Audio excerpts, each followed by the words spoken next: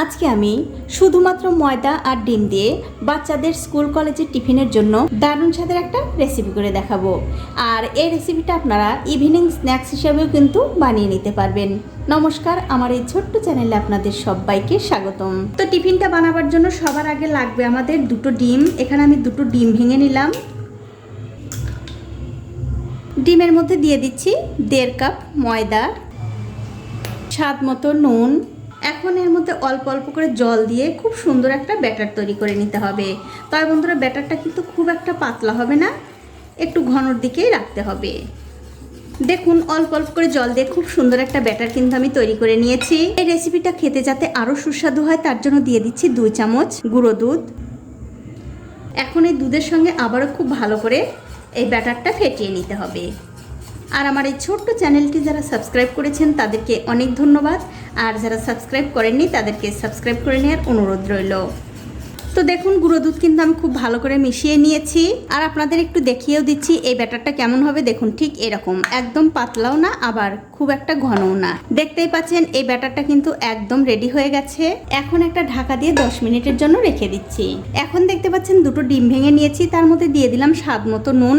এবারে নুনের সঙ্গে এই ডিম দুটো খুব ভালো করে ফেটিয়ে নিতে হবে। তো দেখুন, ডিম কিন্তু খুব ভালো করে ফেটানো হয়ে গেছে। এখন একটা বাটিতে নিয়ে নিচ্ছি একটা পেঁয়াজ কুচি, একটা টমেটো কুচি, শসা কুচি, সবশেষে দিয়ে দিলাম অর্ধেকটা গাজর কুচি।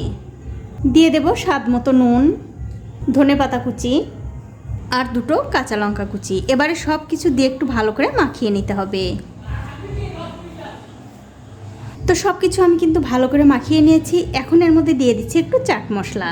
এই চাট মশলার সঙ্গে আবারও সব কিছু একটু ভালো করে মিশিয়ে নিতে হবে। দেখুন, মেশানো হয়ে গেছে। এবারে এই বাটিটা একপাশে রেখে দিচ্ছি। এখন একটা কড়াইতে দিয়ে দিচ্ছি সামান্য একটু সাদা তেল। তেলটা যখন ভালো করে গরম হয়ে যাবে তখন আগে থেকে ফেটিয়ে রাখা সেই ডিম দিয়ে ভেজে নিতে হবে। আর ডিমটা যখন ভাজবেন তখন কিন্তু এই ডিমটা একটু ঝুড়ো ঝুড়ো করে ভেজে নিতে হবে।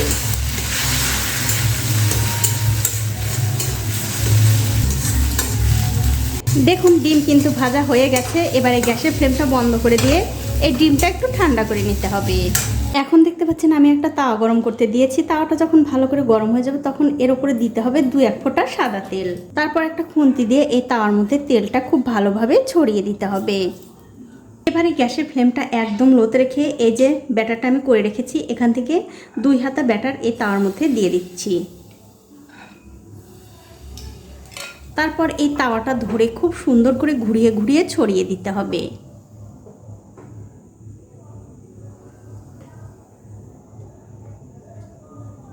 কিছুক্ষণ পর যখন দেখবেন এই রুটিটার ওপরে শুকিয়ে গেছে তখন অন্য দিকটা উল্টে দিয়ে এই দিকটাও একটু সেঁকে নিতে হবে। দেখুন, এটা কিন্তু হয়ে গেছে। এটা আমি তুলে নিচ্ছি। আর এই একই রকম করে কিন্তু সবগুলোই বানিয়ে নিতে হবে। তো এই দেখুন, এক এক করে কিন্তু আমি সবগুলো বানিয়ে নিয়েছি।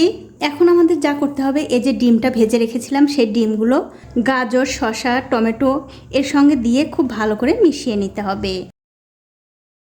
দেখুন, খুব ভালো করে মেশানো হয়ে গেছে।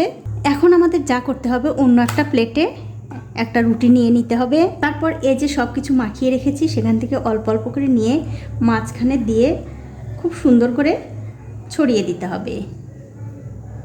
দেখুন, আমি ঠিক এভাবে দিয়ে দিলাম। এখন এই রুটিটা ধরে এরকম করে একটু ভাঁজ করে দিতে হবে।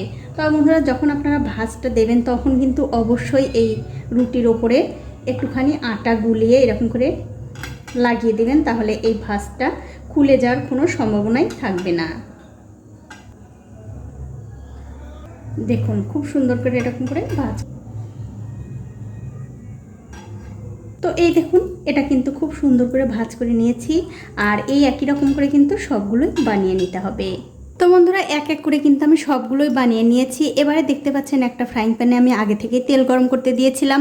তেলটা যখন ভালো করে গরম হয়ে যাবে তখন গ্যাসের ফ্লেমটা লো টু মিডিয়ামে রেখে একটা একটা করে দিয়ে ভেজে নিতে হবে। আর আমার এই ছোট্ট চ্যানেলটি যারা সাবস্ক্রাইব করেছেন তাদেরকে অনেক ধন্যবাদ, আর যারা সাবস্ক্রাইব করেননি তাদেরকে সাবস্ক্রাইব করে নেওয়ার অনুরোধ রইল। যখন দেখবেন এক দিকটা হয়ে গেছে তখন অন্য দিকটা উল্টে দিতে হবে। আর উল্টে পাল্টে এই দিকটাও একটু ভালো করে ভেজে নিতে হবে। তো এই দেখুন, 2 দিকটাই কিন্তু আমি উল্টে পাল্টে খুব ভালো করে ভেজে নিয়েছি। এটা হয়ে গেছে। এটা আমি তুলে নিচ্ছি। তুলে অন্য একটা প্লেটে রেখে দিলাম। আর এই একই রকম করে কিন্তু সবগুলোই ভেজে নিতে হবে। তো এই দেখুন বন্ধুরা, এক এক করে কিন্তু আমি সবগুলোই ভেজে নিয়েছি। এখন আপনাদের একটা ছিঁড়েও দেখাচ্ছি কতটা সুন্দর হয়েছে। একদম কিন্তু নরম তুলতুলে। দেখুন, বাড়ির বাচ্চা থেকে সবাই কিন্তু ভীষণ পছন্দ করবে। তো বন্ধুরা, আমার আজকের এই রেসিপিটা আপনাদের কেমন লেগেছে? যদি ভালো লেগেই থাকে অবশ্যই একটা লাইক, কমেন্ট আর শেয়ার করতে ভুলবেন না।